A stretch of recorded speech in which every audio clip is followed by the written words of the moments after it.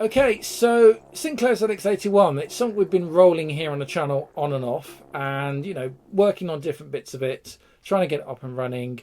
And yeah, there's stuff that's been, some stuff's been successful with it, some stuff has been a bit frustrating with it. I'm still yet to 3D print a new case for my particular model, and we've also got to work out a way of making the RAM pack more reliable. That's something I might look at tonight.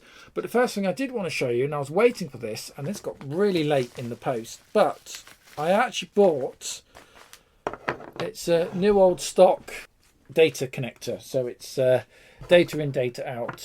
It's quite short. Now I swear to God I've got one of these lying around somewhere, but if I could find it, I couldn't tell you. So this one I've got, which will work for our ZX81. I've also got, this was bought a little while ago. This is a, well, I say brand new. It's new as in I've had it a couple of years. It's new to me. Portable cassette player. Brand new, basically. So not old or not from the 80s or 90s. It's brand new. So my brother, so it's still got the paperwork. My brother actually bought this for me. I've still got a tape in it, actually. So there we are. It's a Bosch unit. And yeah, my younger brother bought it for a birthday present because I was kind of wanting to experiment with one tapes basically for vintage computers. And it's like I've still got, you can still buy brand new cassette tape as well, MacLeod cassette tape. So it's audio cassette. It's not as quite as good as the data stuff. And oh, there we are, Silver Mountain BBC Micro. So that's what was actually on that tape. I need to put that somewhere safe. That's technically not magnetic. Hang on a moment. I don't know if it's still the case now, but a couple of years ago you could literally go into the supermarket and buy brand new cassette tape, as well as, well, in this case, brand new players. So yeah, I've had this a little while, and the plan is, look on the side here, so you've got ear, auxiliary, mic, acts as a USB feed, and gives you the option of USB or tape. So it has some functions that might be quite useful, especially for transferring data. So basically you can use these to actually transfer data from cassette to audio, digital audio file, which is potentially quite a useful feature of these more modern devices. So I think we actually need to go, so it's mic and yeah, I would actually say auxiliary. Or is it ear?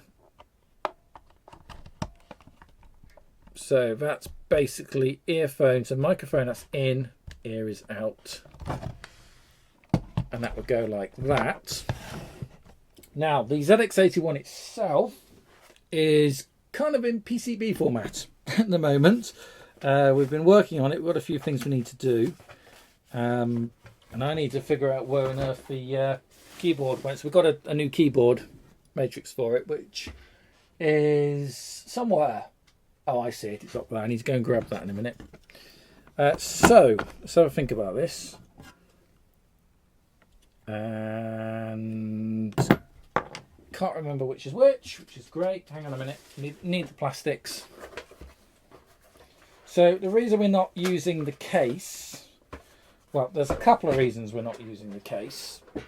The main one being the case has been used as a door wedge at some point in its life.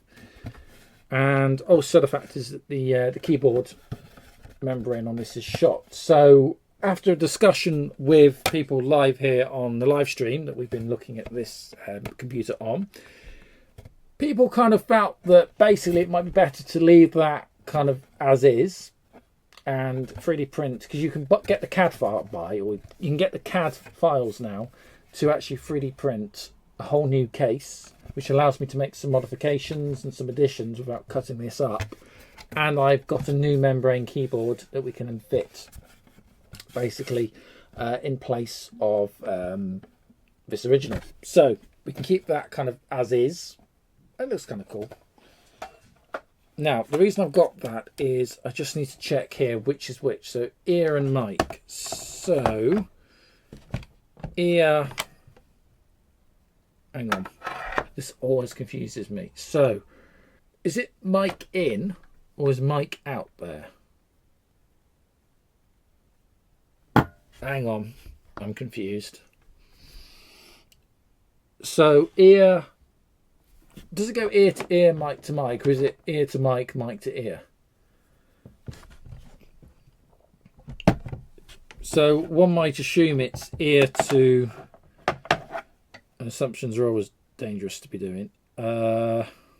So we sit like that in the unit. So 9-volt power is also on the blooming same audio jack, so it's very easy to put 9 volts onto a 5-volt line, which is slightly devastating with these. So ear, I've got on red. So ear to ear, mic to mic.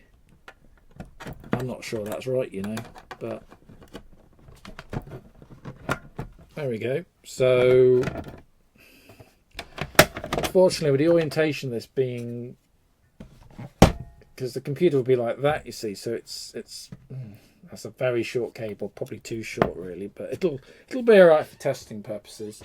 Also, the other thing we talked about looking at, so we need to test this later on, but one thing we need to look at is this voltage regulator, which I am tempted to replace purely because of the age, and I believe it's a 9-volt to 5-volt line. So you take 9-volt in and it basically regulates the power down to 5 volts and the rest of the board is fed on 5-volt. TX to RX, thank you. Right, couldn't remember. Thanks for that, Martin. So we go that way around. Okay, I just don't have an awful lot of experience using this kind of tech because it's, you know, BBC Micros, it was just a DIN plug. So you didn't literally have, like, unlike the Sinclair stuff, you didn't actually physically have separate mono wires. So hopefully this might work. But yeah, one of the things I want to do first of all is replace this voltage regulator. And I did have one lying around and it is moved, which isn't great, but not to worry, as I can grab one from my Spurs bin. There we go. And there we have shiny new voltage regulator, which we can use to change out from old voltage regulator. Now, old voltage regulator is working fine, it's just running extremely hot. So it might just be best just to swap it out. This should be cross-compatible, he says. It should be. I mean, it's a Chinese part as opposed to, what's the original?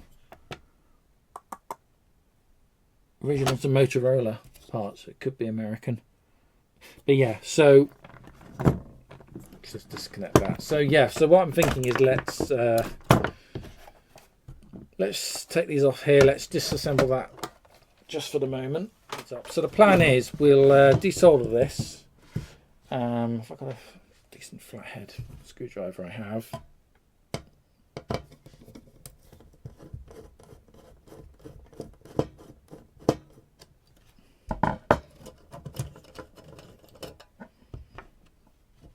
Thank you, by the way, to everyone who has made comments and suggestions on helping me with this. Greatly appreciated.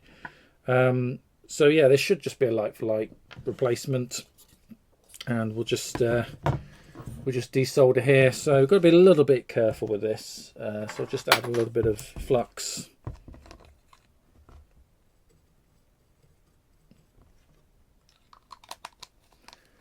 Because this board is fragile, to say the least. So we're going to let the soldering iron heat up a little bit. I'm just going to run and just going to get some water on this sponge. So just give me 2 ticks. So that's now damp. Solder, which... that's a point. Where's the solder? Oh, don't tell me I took it to work and it's in the car. Oh, right, hang on a minute. Yeah, so I think what we're going to do is we'll take a short break. I'm going to go and get the solder. I'll make another cup of tea. So we'll take a tea break and we'll come back and we'll do this voltage regulator swap over. So I'll be right back. Let's go on a little tea break. I'll see you in a little bit. Right, so let's take a look at this board. Let's just zoom in. Okay. So what we're going to do is going to try to take these out, these 3 pins here out. And I've got my better metal. Hang on a minute, let me get my better metal desolderer. One moment. At least I assume it's mine, and I assume I haven't actually stolen it from work. Don't think I've stolen it from work. That's the problem, you've got to try and make sure you don't get your own stuff mixed up with work. But anyway, right, so again, I don't know why that is appearing so purple on camera. It's strange, but anyway, okay.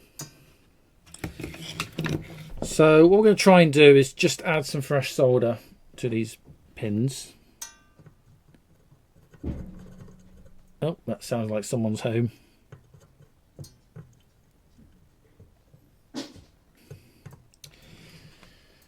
So put some fresh solder on.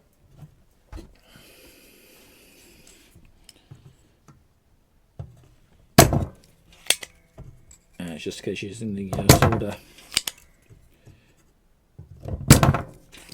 So just to take off the excess.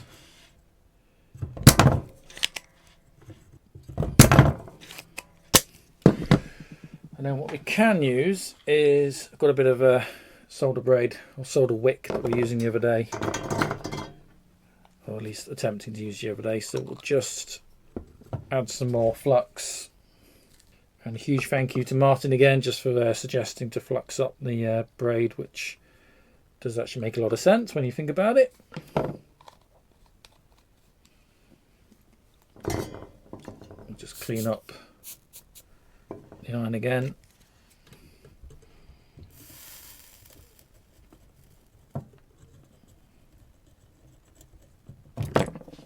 Remembering it gets hot quite quick, so not to hold it by the metal part. We do have to be careful because this is quite a fragile board, so I don't want to damage it. I really should invest in a proper desoldering gun. Make life a lot easier, but we've got what we got. So what I've got is a pair of pliers, and the component's actually bent over. So I'm just going to apply a little bit of pressure.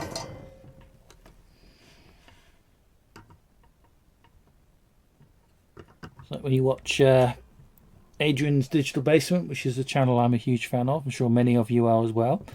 And he just sort of desolders stuff with proper kit, and it just drops out the board. And you're like, yeah, I would like that.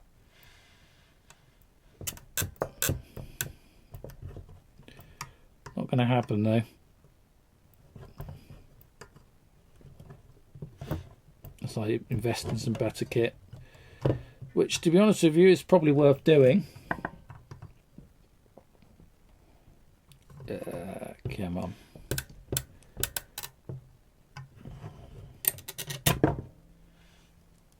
Well, that sort of worked. It's kind of broke. That's alright. I was hoping to get it out in one piece, but you can see we've still got 2 legs, but that's okay. That probably makes life a little bit easier, actually.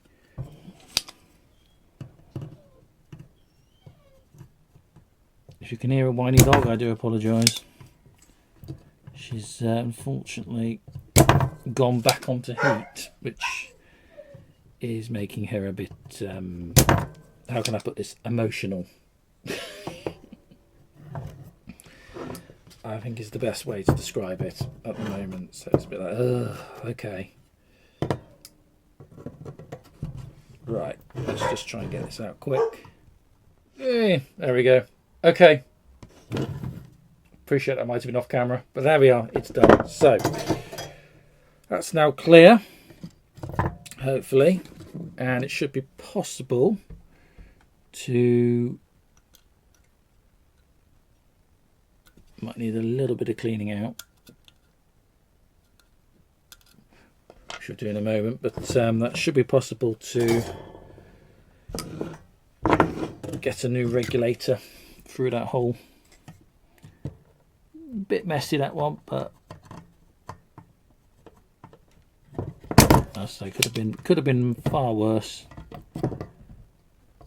So I'm hoping that hole is actually. So hopefully it hasn't done any trace damage.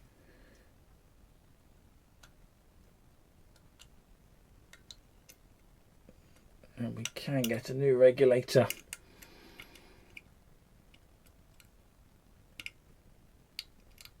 To fit in, but might need a little bit of coaxing.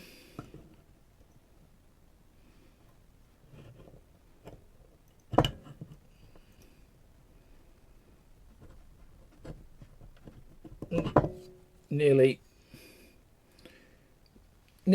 slightly bent leg, nearly, need to work on that, but we'll come back to that in a moment. So we're nearly there with that. So let me just straighten up the voltage regulator that I managed to bend.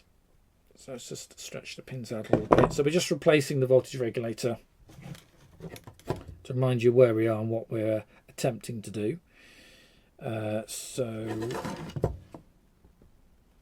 it wants to sit. That pin there, unfortunately, is slightly clogged. Which is really, really annoying. So it's just this one here is clogged. So let's just heat the soldering iron back up, because I turned it off and I shouldn't have done.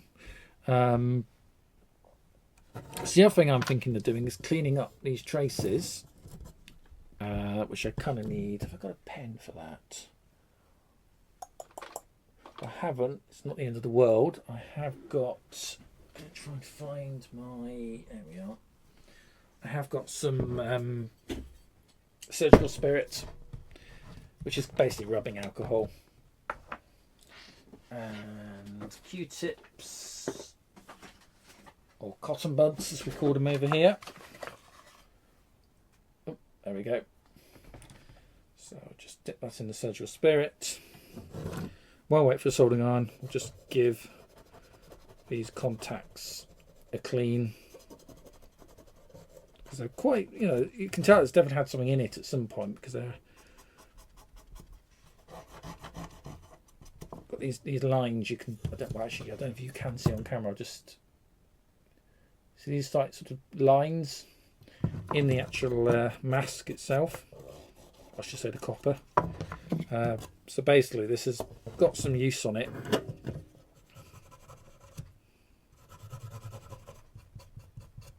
To be fair, it's not too dirty. But what I was wondering about doing is just adding a bit of solder onto these. Some of these are actually looking really kind of corroded. So it's no wonder we were having connection problems. I mean, the cartridge was not great anyway. The RAM pack cartridge, that is. But yeah, if you've got pins like that. But it's also about being extremely careful not to look at that.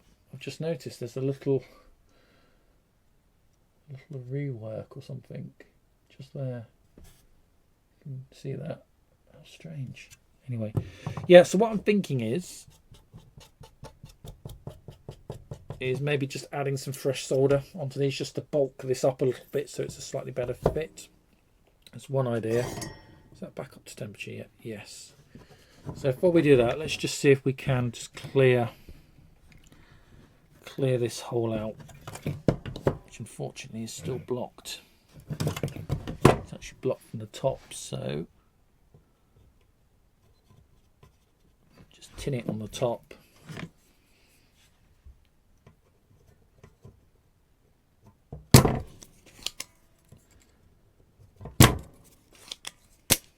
Okay.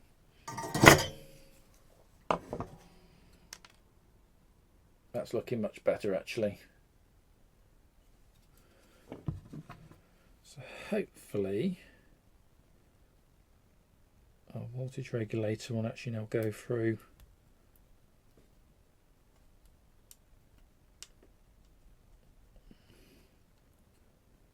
still putting up resistance, but this is the new regulator, which as you can see is actually now going through.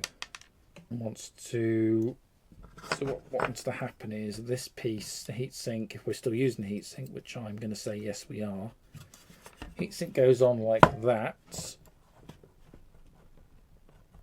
This then needs to come down to a point where you can actually screw the hole, or screw through the hole rather, which should be like that, and that's on the other side.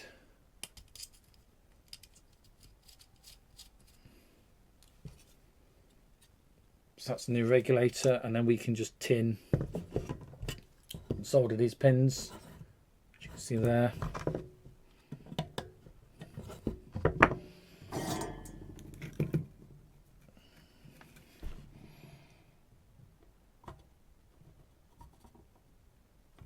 Which we can just do now very quickly. There we go. Do solder for a good connection. So the other thing I want to look at is just tinning on top of these, which we'll clean them up then with a Q-tip. You saw that. Let's just add some flux. Now the reason for just putting some tin on this is just to aid the contact and build a little bit of depth on, just so that when we clip the RAM pack in, it's got a little bit more purchase, because these have definitely had something on. So let's just add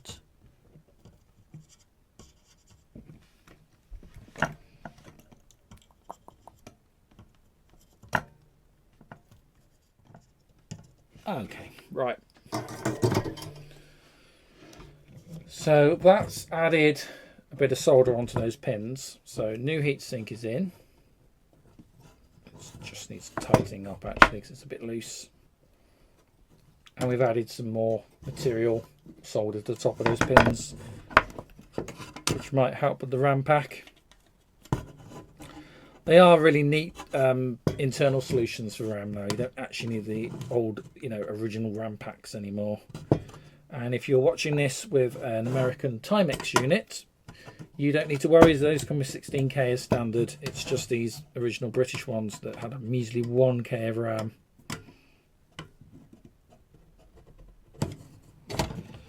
Which for all intents and purposes was a bit of a disaster.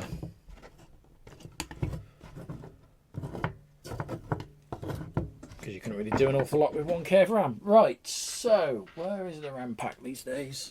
So here is the original Sinclair 16K RAM pack, and now I've added a bit of material or solder. Let's just see how well that fits in.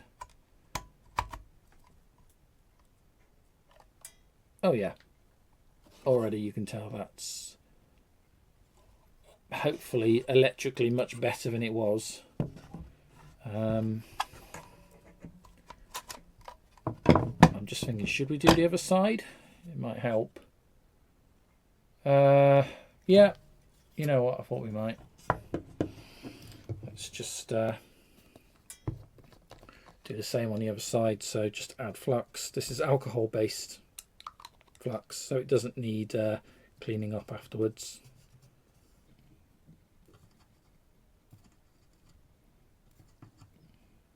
That's better. Okay, that's a bit better. So that's just added some material to both sides. So just try putting the RAM pack on.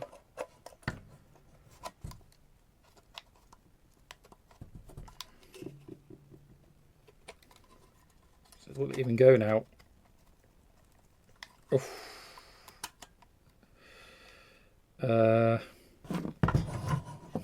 Interesting. So we might actually just need to just flatten some of this solder down a little bit. Too tight a fit, unfortunately. Okay. Yeah, there we go. Yeah, I think that might fix that issue, because that's now very, very secure. So yeah, but hopefully that's dealt with that issue. RAM pack is on. New voltage regulator is in.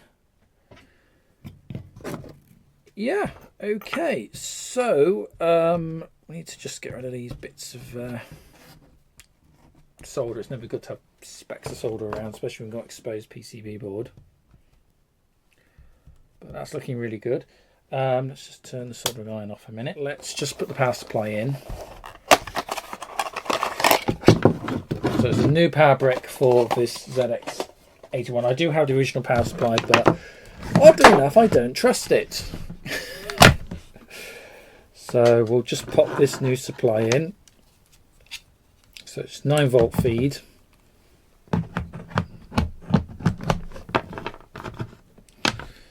And again, I need to do a proper label for which one it is, because I always forget. And it's this one here, which I knew. I knew that anyway, and of course you knew it at home as well. So 9 volts into there. Let's just, for the minute, take my RAM cartridge out, just in case, for whatever reason, this goes horribly wrong. At least I won't blow the RAM cartridge up. Because obviously we have just changed the voltage regulator, so we just need to check that everything is okay. So, oops, board flying everywhere. Right, so multimeter on. Let's put that on 2. There we go. Just give us what we want. Oh, do you know what? Let's go there. Shouldn't be that high, but you know, you never know. Okay. That's power on. Of course, you don't get any audible beep. There's no LED or anything, so you never quite know what's going on. And let's just do a quick measurement.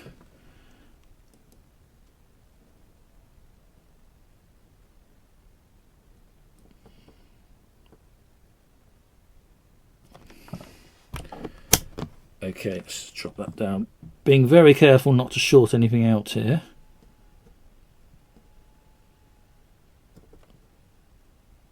That's 5 volt, 9 volt, 4 point. That's 5 volts basically. So yeah, that's working fine. Thank goodness. So 9 volts comes in, and the logic is running about 5 volts or 9 points. What was it, 9 something? So that's great. That's near enough. So we can assume that's all right. He says. I mean, yeah, regulator gets a little bit warm, but that's not terribly warm. I mean, it's better to have the new regulator in anyway. So I would strongly advise replacing that part. Nothing else. I think you can get some that don't need a heatsink. I think this one will probably benefit from having the heatsink still, but at least we've changed that part. Should be fine. Let's just take the keyboard again, which is, here it is. So it is a flat panel membrane keyboard, a new build, and it just fits into 2 bits here. Okay, right, that's that done. So now I need to rig up a TV, which is always going to be a slight pain. Basically, at the moment, it runs on UHF RF. So it's not just a composite. If it was a composite monitor, that would be great. I could just digitally send that to you, like I do with my Tiny Basic builds. But unfortunately, it's not. So we're reliant on setting up a little black and white television with a tuner. And there's a cable to work with it. Okay. Now, this hasn't been changed tuning-wise. So So if we turn that on,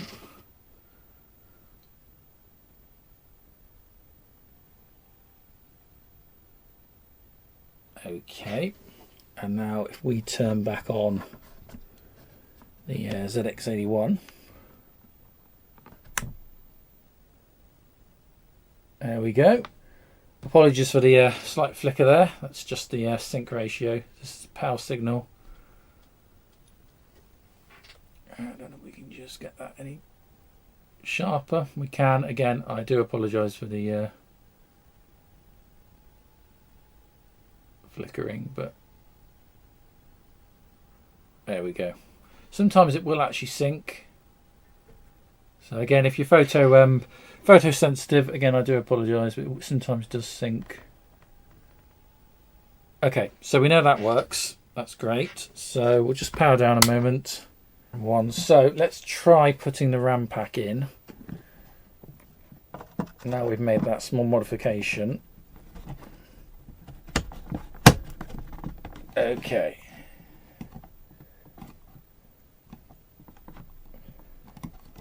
Right, RAM pack is in. Hopefully this will work.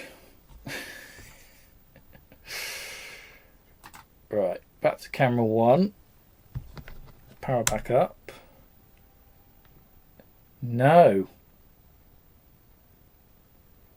RAM pack not happy. Oh dear. Have we just done something absolutely fatal to this board? RAM pack might need to clean itself, admittedly. Let's just try that once more. It's a really nice snug fit now. That's the annoying thing. So it should be, you know.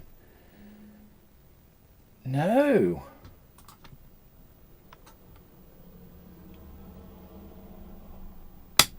Okay.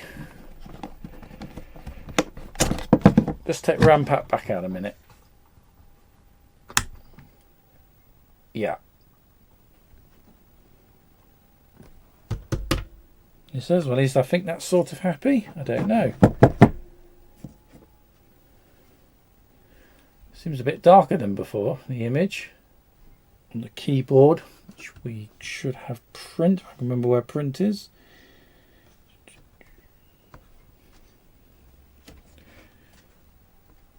Oh, there we go. Okay, so yeah, that is running, but not with a RAM pack. Damage something, because it could just be one set of pins not making a contact on the edge connector, and that's enough to finish us off. So we'll just power down again. Just carefully take a look on the other side of the board. Right. I think what we probably need to do is just take the television off, just out the way for a minute.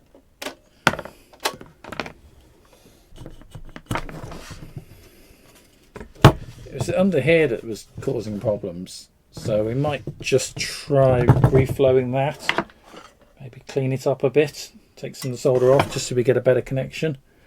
Just try and flatten these down a little bit, just so we've got a bit more of a uniform profile.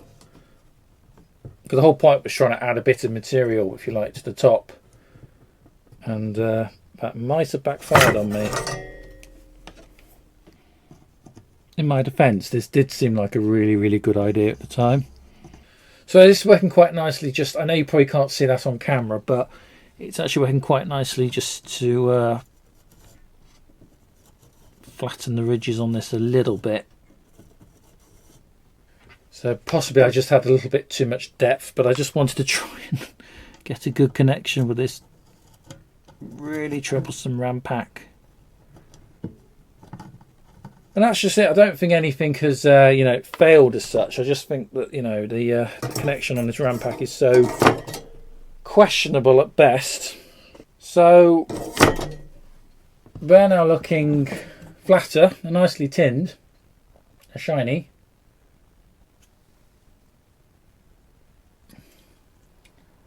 Underneath, Might go back over underneath again.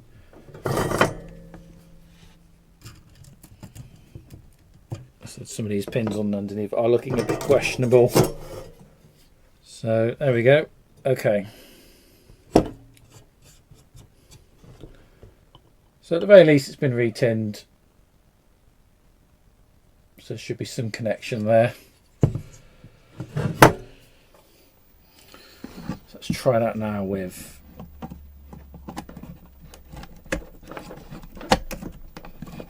the RAM pack installed.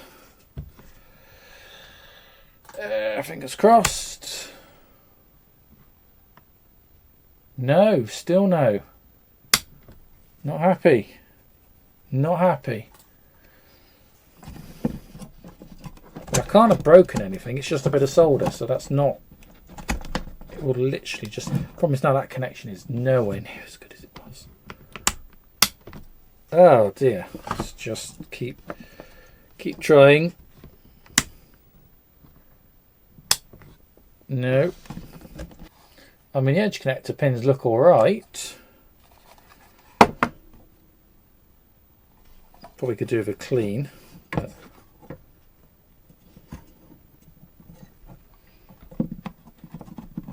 let's just try popping that back in. Make sure we're absolutely in tight. Oh, there we are. Okay.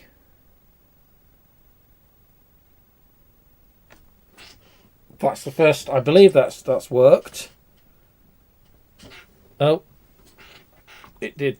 Oh no, that did work very briefly. Okay.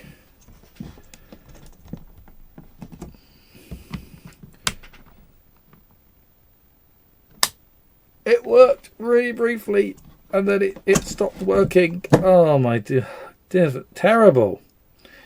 Oh no. I mean, yeah. I'm just wondering if just for the sake of argument at the minute, let's just pop this. Can it go back in its case? Sort of like that, just so it's got.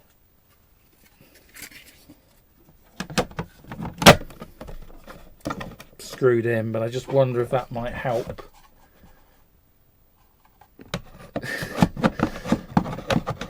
Breeder's just suggesting, is it time to break out the gentle adjustment hammer? That's not going to work if. Hang on.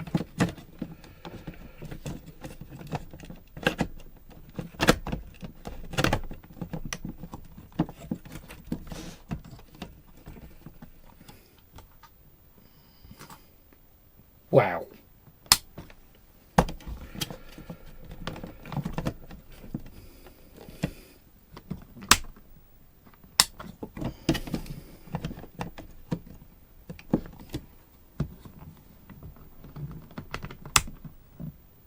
I can't believe it's that bad a connection. So let's just have a think about this. So Martin's saying there's a lot of blue pins showing behind the blue connector.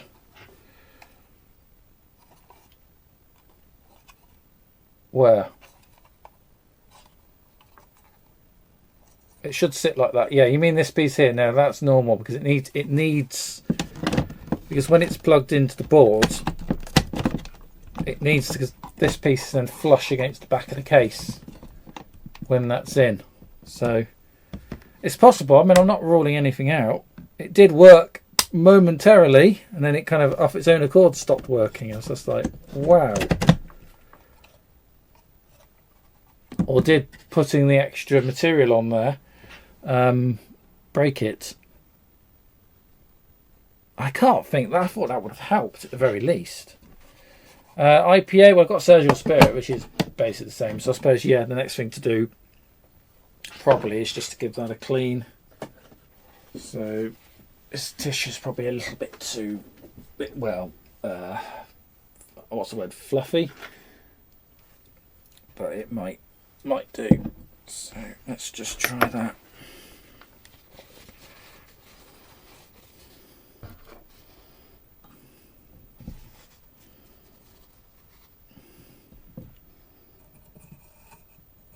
So now my cotton buds are deteriorating now, so I don't know if we can just get that into the edge. Screwdriver just to edge that in.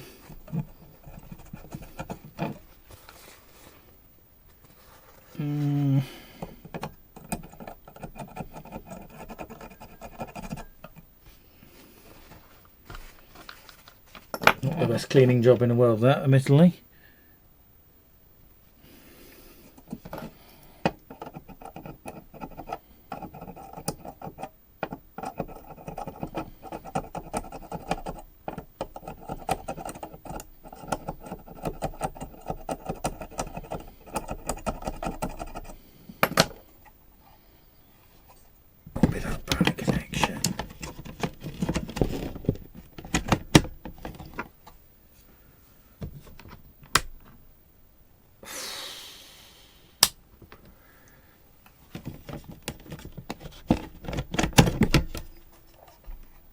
Oh dear, this is turning into a bit of a problem very quickly. I seem to remember in the last video this worked far better, so I think I've done something by... Nearly. Yes? No? I don't know, I didn't put the keyboard in. It thought about it, you start delay, just turn it back on again. So, takes a minute. And then it goes bump there. Okay, it is just a connector then. Oh dear. Okay, so I was hoping we might have got some tape loading tonight, but it's getting a little bit late now, and I don't think we're going to get around to that, unfortunately. Just try that one more time.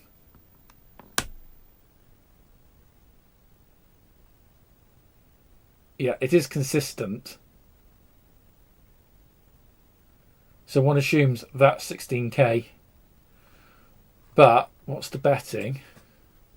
If I just power that down, if I just move it like that,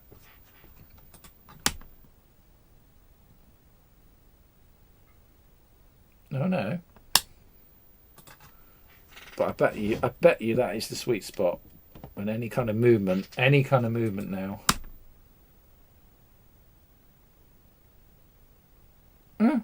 Alright, well, okay.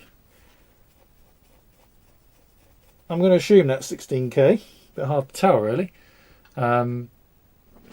Basically, with the Z81 project, there's a fair few things we need to kind of work on.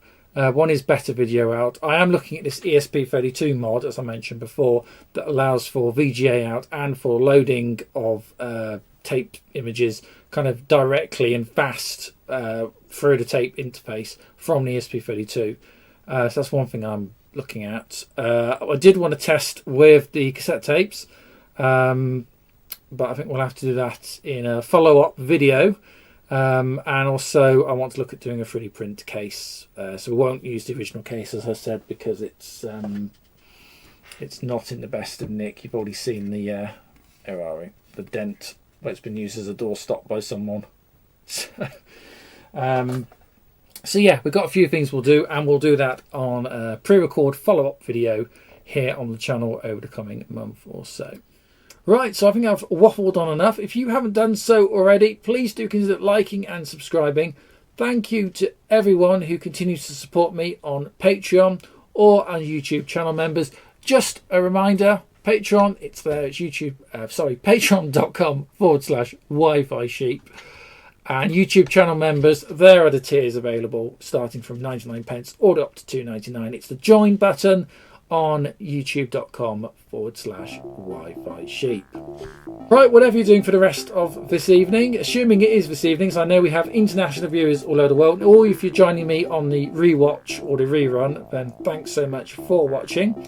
And yeah, I'll see you real soon. So do keep across all the Wi-Fi sheep social media at Wi-Fi sheep. Will find me on most of the common social media platforms, and yeah, plenty more coming up right here on the channel. Right, thank you so much for your company, and wherever you are, a very good night.